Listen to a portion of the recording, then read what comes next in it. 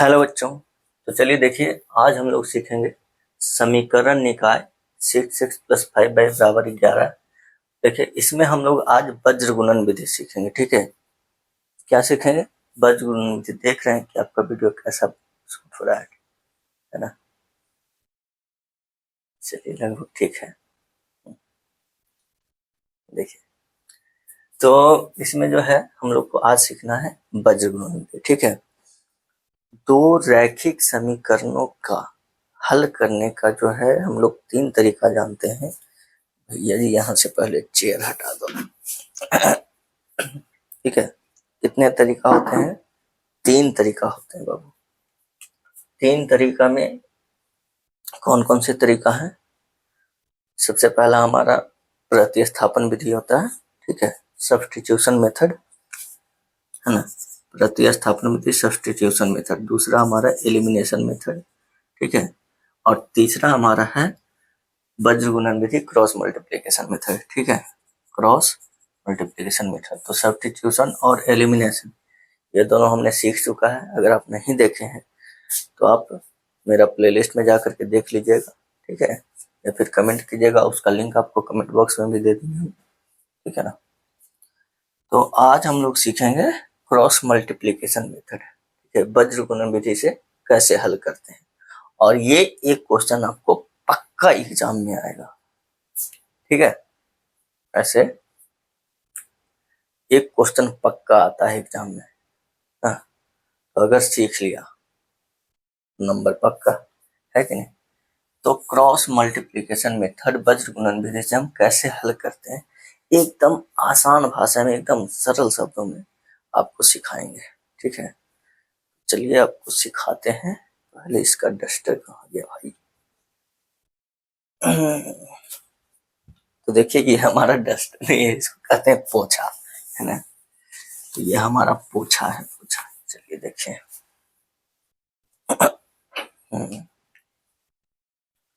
देखिए, जो दो रैखिक समीकरण युग्म को वज्र गुणन विधि से हल करने का पहले हम आपको तरीका बताते हैं। ठीक है ना? और एकदम आसान भाषा में, एकदम एक अच्छे से ध्यान से देखिएगा ना, एकदम पक्का आपको समझा देंगे हम। ठीक है, सबसे पहले आप वज्र गुणन विधि को लिखने, वज्र गुणन विधि को आपको अगर हल करना, ठीक है, क्या करना? वज्र गुणन विधि से आपको दो रैखिक समीकरण युग्म को हल करना है। ठीक है ना? तो आपको एक जो फॉर्मूला हम बता रहे हैं वो आपको अगर ध्यान में आ जाए तो अच्छी बात है, ना आए तो और अच्छी बात है। कहेंगे ये क्या बात हो गया? हम आपको बताते हैं, ठीक है, कि क्या बात हो गया। तो जो फॉर्मूला जो है ना बाबू, फॉर्मूला हमारा किताबों में जो दिया गया है ना, तो उसको से भी आप बना सकते हैं, है ना? ठीक है, लेकिन वही फॉर्मूला आपको बिना याद किए है डायरेक्ट, मतलब कि उसका हम यूज कर सकते हैं। कैसे? देखें, तो सबसे पहले तो हम सीख लेते हैं कि यहाँ वज्र गुणन विधि क्या होता है ना? वज्र गुणन विधि, वज्र गुणन विधि, क्रॉस मल्टीप्लिकेशन मेथड। ठीक है, क्रॉस मल्टीप्लिकेशन मेथड, इससे हम रैखिक समीकरण युग्मों को कैसे हल करते हैं। तो सबसे पहले जो समीकरण युग्म दिया होगा उसको आपको लिखना होगा इस फॉर्मेट में, a1x plus b1y plus c1 बराबर 0। ठीक है, दूसरा a2x plus b2y plus c2 बराबर 0। ठीक है ना? तो देखिए, अब आपको क्या करना होगा, इसको इसको या तो आप डायरेक्ट ऐसे हल कीजिए। ठीक है, कैसे? तो x बटा x बटा, ठीक है, अब x के नीचे जो हमारा लिखना है उसको, इसके लिए आप x को झाप दीजिए। ठीक है, x को क्या करेंगे, x को ऐसे झाप देंगे, है ना? बाकी जो बचा हमारा लोगों में, तो पहले ऐसे जाना है। ठीक है, पहले ऐसे, बीच में माइनस, दूसरा में ऐसे। ठीक है, तो देखिए, एक्स के नीचे लिखना है, एक्स को झाक दिया है ना, बाकी जो हमारा दो गो पद बचा है उसमें, तो पहले ऐसे, तो B1C2, ठीक है, क्या B1C2 है ना, बाई का गुणांक और ये दूसरे समीकरण का अचर पद ना, तो क्या हो गया B1C2, B1C2, बीच में माइनस, फिर दूसरा में ऐसे B2C1, क्या जाना है B2C1, ठीक है, बराबर बाई बटा, अब फिर बाई को लिखना है तो बाई में उल्टा हो जाता है, ठीक है, बाई में क्या हो जाता है, उल्टा हो जाता है ना, तो बाई में इधर से पहले हो जाता है, ठीक है, बाई को झाप देंगे ना, बाई को झाप देंगे तो ये हमारा बचेगा, इसमें पहले ऐसे हुआ, ठीक है, पहले ऐसे, फिर बीच में माइनस, फिर दूसरा में ऐसे, ठीक है, तो बाई को हमने झाप दिया तो इधर से हो जाएगा A2C1, क्या हो जाएगा A2C1 है ना, क्या हो जाएगा A2C1, A2C1, बीच में माइनस, फिर ऐसे A1C2, क्या A1C2, ठीक है, अब उसके बाद हमारा अचर पद वाला है, तो एक ऊपर में क्या एक, अब बटा क्या कर देना है, तो बटा कर देना है आपको, इसको झाप दिए तो बाकी जो बचा फिर इसमें पहले वाला है ना, पहले ऐसे, फिर बीच में माइनस और दूसरा ऐसे, ठीक है, तो बाई में उल्टा हो जाता है, ठीक है ना, और ये दोनों में पहले नीचे की तरफ गुना, बीच में माइनस, फिर ऊपर की तरफ गुना, ठीक है ना, तो इसमें जब ऐसे करेंगे अचर पद को झाप दिए तो बाकी बचा हमारा A1B2, क्या A1B2 है ना, माइनस हो जाएगा A2B1, A2B1, ठीक है, A1B2 माइनस A2B1 है ना, तो इस ऐसे हम यूज करके ये फॉर्मूला आप चाहे तो याद कर सकते हैं, है ना, नहीं तो डायरेक्ट हम लोग ऐसे बनाएंगे, है ना, x के नीचे लिखना है, ऊपर में x, ऊपर में y, इधर ऊपर में 1, है ना, x के नीचे लिखना, x को झाक दिए, बाकी जो बचा उसमें पहले पहले ऐसे देखिए, पहला x के नीचे वाला में ऐसे, है ना, ठीक है, पहले नीचे की तरफ गुना, है ना, बीच में माइनस, फिर ऊपर की तरफ गुना, किसमें x में, फिर बाई में उल्टा, है ना, बाई में पहले ऊपर की तरफ गुना, बीच में माइनस, फिर दूसरा तरफ नीचे की तरफ गुना, है ना, फिर एक में पहले जैसा है कि नहीं, फिर एक में नीचे की तरफ गुना, बीच में माइनस और फिर ऊपर की तरफ गुना, ठीक है ना, एक्स बाई और 1, ठीक है ना, तो ये आसानी से जब दो चार क्वेश्चन आप खुद से बनाइएगा ना तो ये अपने आप याद हो जाएगा, ठीक है, आप इसको या तो आप डायरेक्ट फॉर्मूला आप ऐसे रट लीजिए कि x बटा B1C2 माइनस B2C1 बराबर y बटा A2C1 माइनस A1C2 बराबर 1 बटा A1B2 माइनस A2B1, तो इतना रटने का जरूरत नहीं है ना, रटिएगा वो, देखिए रट के कोई भी चीज याद करिएगा ना वो आप भुला ही जाइएगा, ठीक है ना, लेकिन उसी को आप समझ के याद कीजिएगा 100%, ठीक है, लाइफ टाइम याद रहेगा।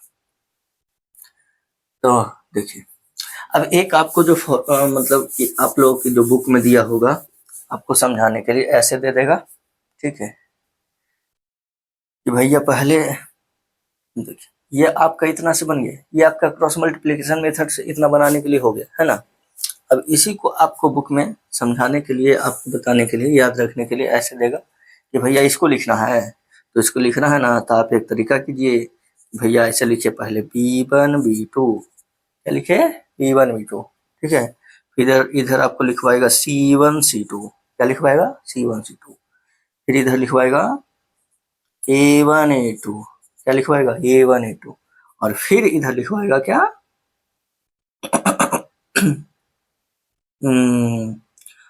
फिर से इधर B1B2, क्या B1B2, ठीक है ना, अब इसमें कहेगा x, इसमें y और इसमें 1, तो भैया x लिखना है तो कहेगा जी x लेना है, तो पहले ऐसे फिर ऐसे, है वही चीज, ठीक है, बस आपको टाइम वेस्ट होगा x हो गया, है ना, और बीच में हो गया माइनस, ठीक है, तो पहले B1 B1C2 है ना, B1C2, बीच में माइनस B2C1, ठीक है, B2C1,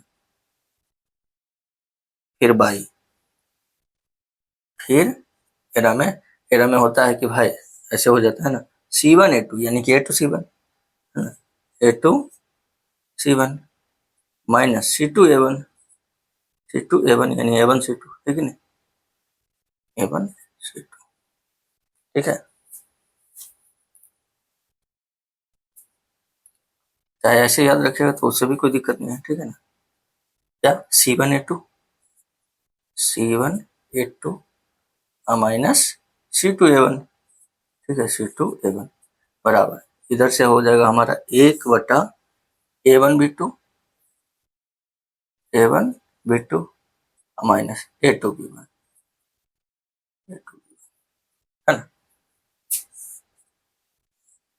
ठीक है। तो आप या तो आप बुक के तरीका से आप पहले ये जो समीकरण युग्म दिया गया है उसमें से सभी गुणांकों को B1 B2 C1 C2 A1 A2 B1 B2 इस रूप में लिखिए, उसके बाद ये तरीका यूज करके नीचे ये वाला लिखिए, ठीक है। तो ये आपका थोड़ा सा टाइम किल करेगा, है ना, और जब आप आसानी से एक बार अगर समझ गए तो आपको इसका जरूरत नहीं पड़ेगा इतना अलग से लिखने का, क्योंकि भाई इसको हमको अलग से लिखने में टाइम तो लगेगा ना, है।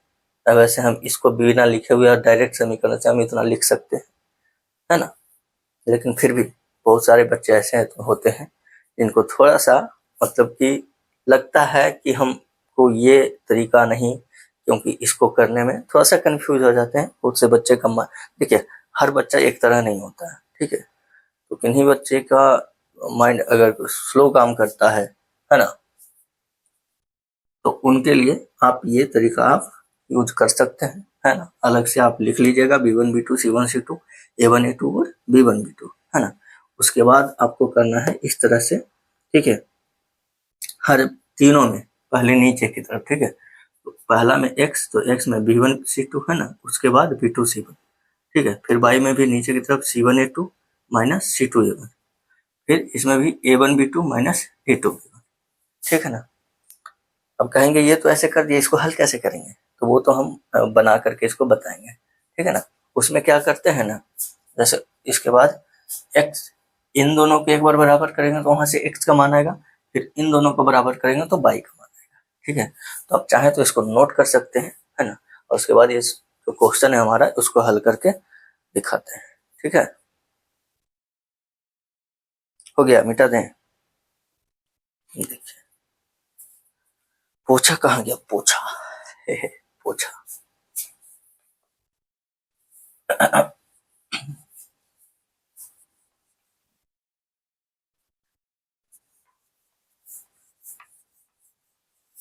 चलो देखो, तो भैया हम इसको देखते हैं। तो देखिए सबसे पहले जो दिया गया समीकरण होगा उसको हम लोग लिख लेंगे, दिया गया, ठीक है, दिया गया, तो दिया गया है क्या, कौन सा समीकरण दिया गया है, हाँ, और जो समीकरण दिया होगा उसको आप हर हाल में आपको स्टैंडर्ड फॉर्म में मतलब लिख लेना है, ठीक है ना। तो 6x प्लस 5y इधर ला के रख लेंगे -11 बराबर 0, ठीक है, फिर इसको भी इधर ले आएंगे तो 9x प्लस 10y -21 बराबर 0, है ना।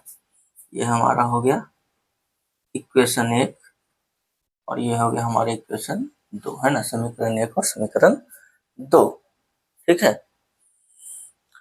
अब इसको हम लोग क्या करेंगे, तो 70 से या वज्र गुणन विधि से यहाँ पे लिख लेंगे, है ना, ठीक है, वज्र गुणन विधि से, वज्र गुणन विधि से, तो वज्र गुणन विधि से करना है भैया, है ना। तो सबसे पहले x, अब x के नीचे आपको लिखना है, तो x के नीचे लिखना है तो आप x वाला पद को झाप दीजिए, ठीक है, देखिए आपको ध्यान से दिखा रहे हैं, है ना, थोड़ा सा टाइम लगेगा बट आपको अच्छे समझ में आएगा, ठीक है ना, और बार बार इतना करने की जरूरत नहीं पड़ेगा, है ना। x को लिखना है, x के नीचे ना x वाला को झाप दीजिए, बाकी हमारा क्या बच्चा है, देखिए 5y -11, इधर 10y -21, आपको क्या करना है, पहला में ऐसे, है ना, दूसरा में ऐसे और बीच में माइनस, ठीक है ना।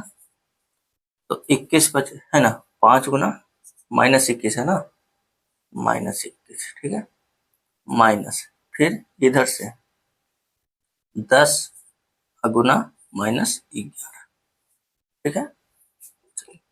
फिर हमको बाई में लिखना है ना, बाई, तो फिर बाई के लिए बाई वाला पद को छोड़ दीजिए, बाकी जो दो गो बचा ना, 6x -11 और 9x -21, ठीक है ना। तो बाई में हमने क्या बोला, आपको उल्टा कर देना है, ठीक है। आपको इधर से पहले, फिर बीच में माइनस, फिर ऐसे, ठीक है।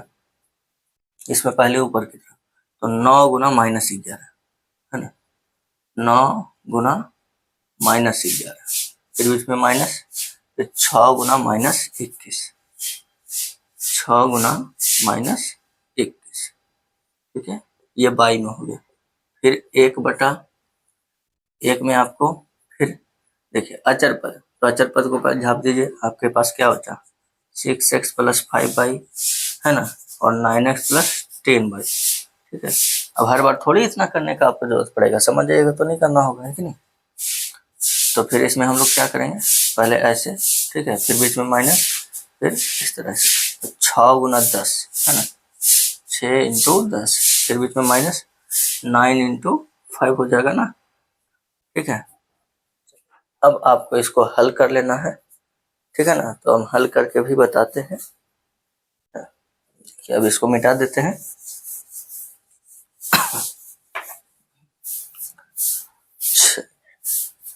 तो अब यहाँ से हम क्या करेंगे भैया, x बटा नीचे में 21 बजे 75 से हो गया है ना, 11 है 110 प्लस हो जाएगा ना,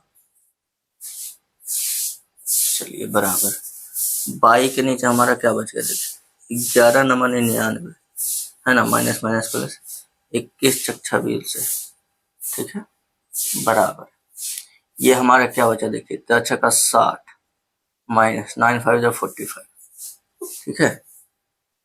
चलिए अब इसको हल करेंगे तो x बटा कितना हो जाएगा, 5 बचा ना, 5 ही बचा ना, 5 बराबर बाई बटा कितना बचा यहाँ पे, 26 और 1 27 बच गया ना, बराबर इधर 1 बटा 15 बच गया, ठीक है।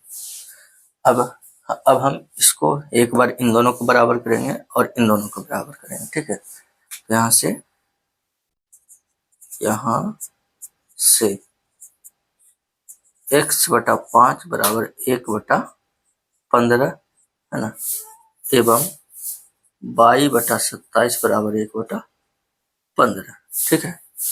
तो 5 या 15 कट गया, तो यहाँ से x बराबर आ गया 1 बटा 3 है ना, और यहाँ से हो जाएगा बाई बराबर 27, इसको भी काट सकते हैं आप, है ना, 5 या 15 नहीं 3 से कट जाएगा, 3 × 5 = 15, 3 × 9 = 27, तो 9 इधर चल जाएगा, तो बाई बराबर हो गया 9 बटा 5 है ना। तो अतः आपका जो हल हो गया, अतः समीकरण निकाय का जो हल हो गया, x बराबर 1 बटा 3 एवं y बराबर 9 बटा 5, ठीक है। तो इस तरह से हम क्रॉस मल्टीप्लिकेशन विधि यानी पच गुणन विधि से समीकरण निकाय का हल हम ज्ञात करते हैं, ठीक है।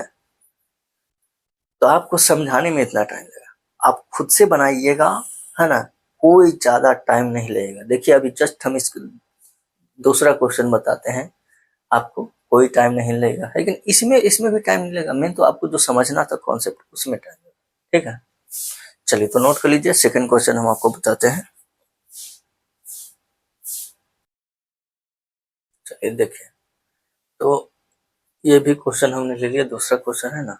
देखिए पिछला क्वेश्चन भी था, वो आपको 2021 में पूछा गया था, और ये वाला जो क्वेश्चन है आपको 2020 में है ना, 2020 में पूछा गया है। चलिए देखिए, तो हल करने के लिए सबसे पहले आपको देखिए स्टेप बाय स्टेप बता रहे हैं। सबसे पहले स्टेप आपको क्या करना है, जो समीकरण दिया होगा उसको आपको अगर स्टैंडर्ड फॉर्म में है तो लिख देना, अगर स्टैंडर्ड फॉर्म में नहीं लिखना, मतलब स्टैंडर्ड फॉर्म में अगर नहीं दिया गया आपको उसको स्टैंडर्ड फॉर्म में बना करके लिखना है ना। अगर स्टैंडर्ड फॉर्म में दे हैं तो डायरेक्ट आपको लिख देना है ना। तो यहाँ पर हम लिखेंगे उसको स्टैंडर्ड फॉर्म में, है ना।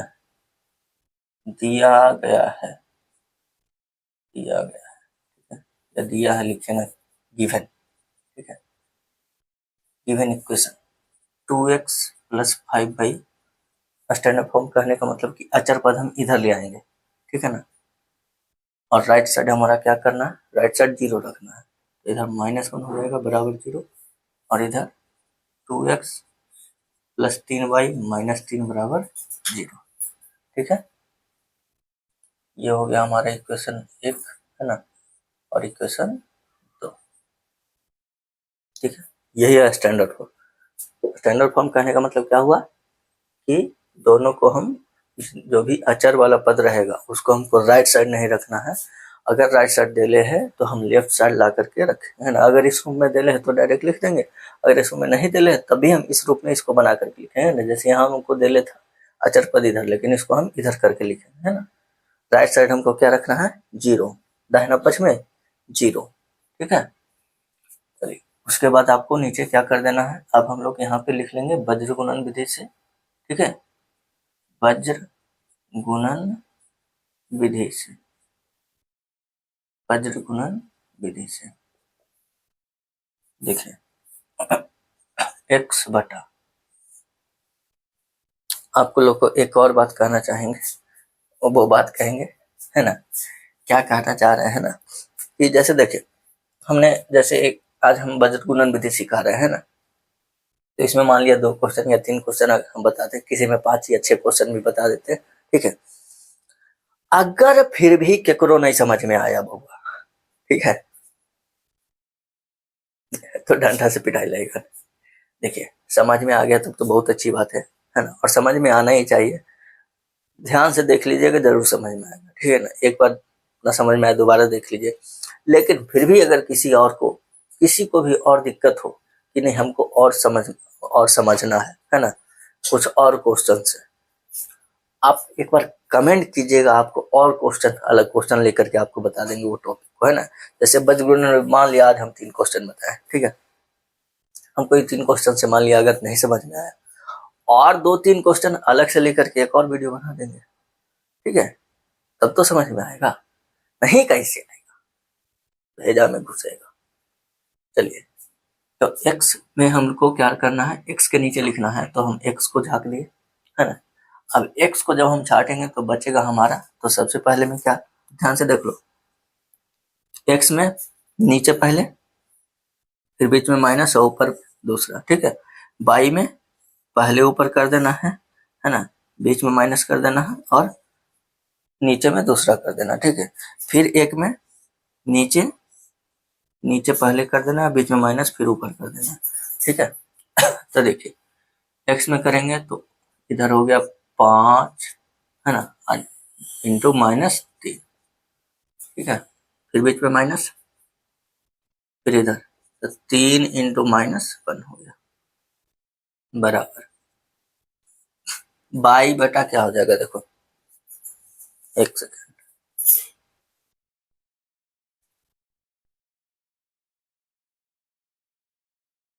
देखिए तो इधर में बाई में अब लिखना है ना, तो बाई में लिखने के लिए आप क्या कीजिएगा, एक सेकेंड,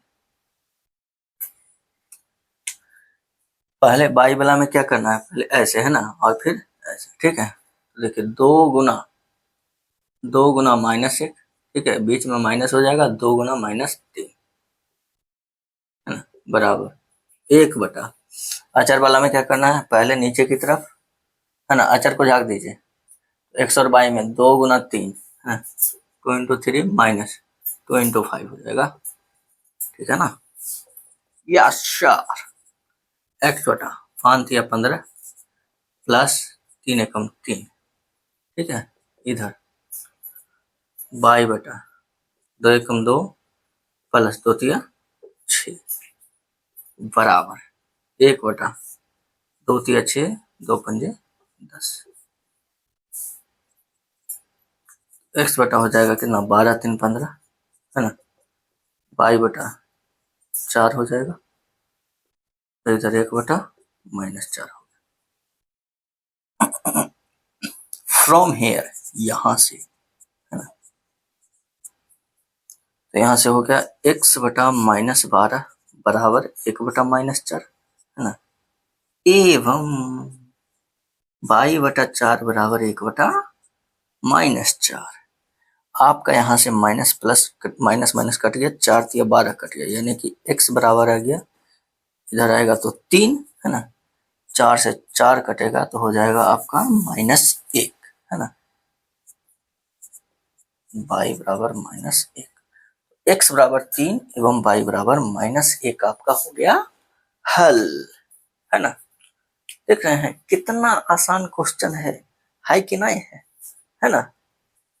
चलिए तो नोट कर लीजिए, है ना। एक क्वेश्चन और आपको हम बताते हैं, ठीक है।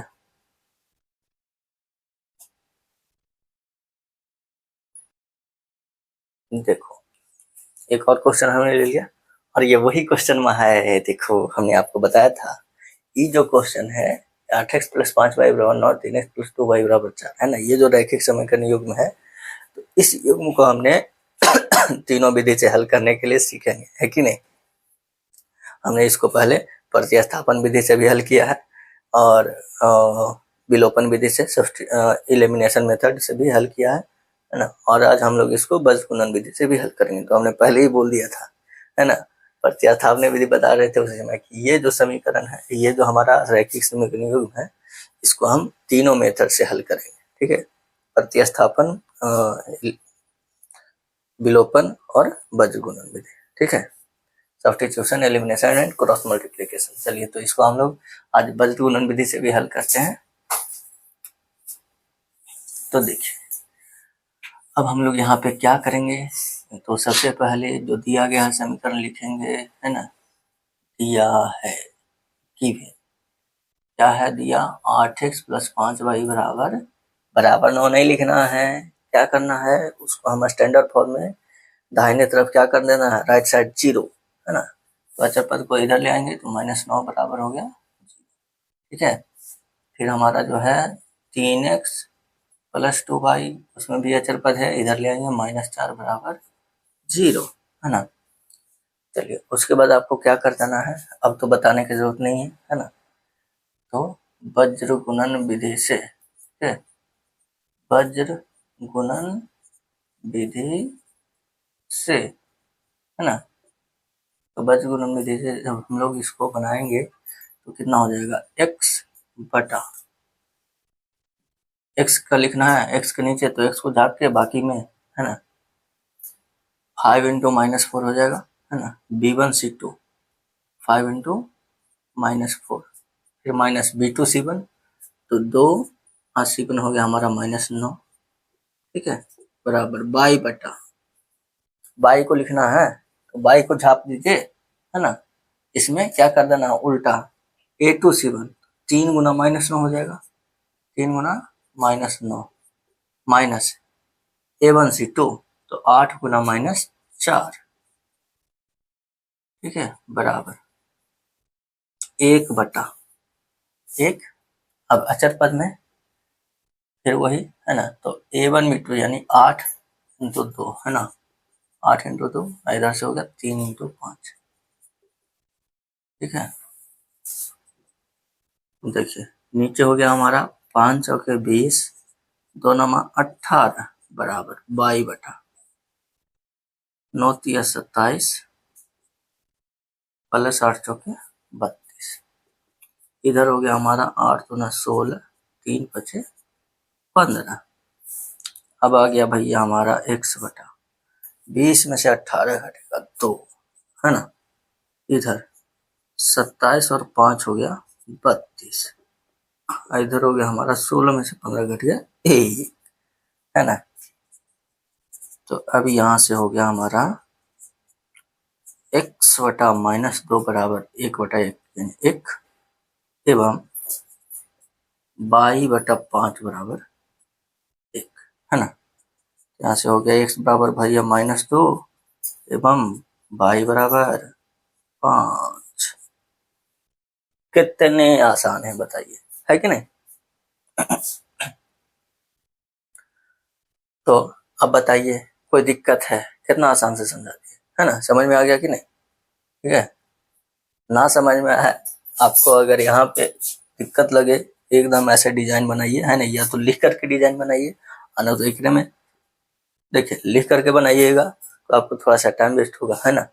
अगर ऐसे ही अब बनाने की जरूरत है ना, है समझ में आ गया होगा। ठीक है, x को लिखना है, x को झाप के बाकी जो बचा पहले नीचे फिर दूसरा में ऊपर बीच में माइनस, है ना? फिर y को लिखना है तो y में पहले ऊपर कर दो, है ना?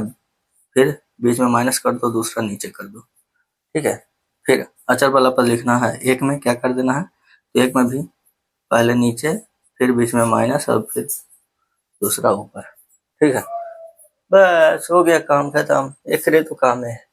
ठीक है, तो चलिए आई होप कि आप लोग को समझ में आ गया होगा, कोई दिक्कत नहीं हो, है ना? अगर फिर भी कोई दिक्कत है तो कमेंट कीजिए, समझ में आया है वीडियो को लाइक कीजिए, है ना? अपने दोस्तों के साथ शेयर कीजिए, और अगर आप चैनल पर नए हो तो चैनल को सब्सक्राइब करके बेल आइकन दबा लीजिए।